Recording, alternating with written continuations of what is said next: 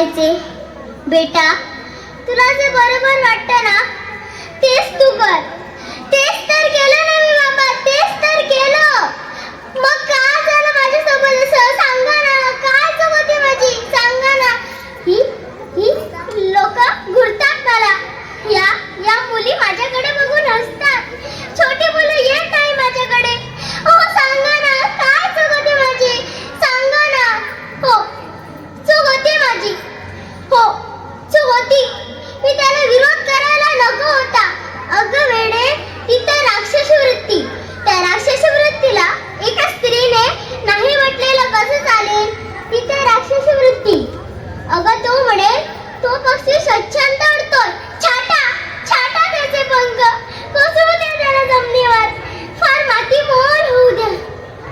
ही doctor बनणार, engineer बनणार, ही officer बनणार, ही मला नाही बनणार. मला कापा, जाऊन टाका तिला.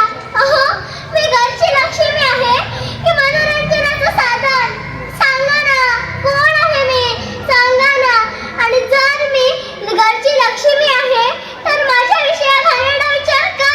का आहे माझ्याविषयी घाणेरडा विचार?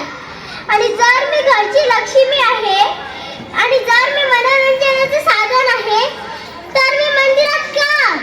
का आहे मी मंदिरात का? पण आता नाही. आता तो आहे आणि मी आहे.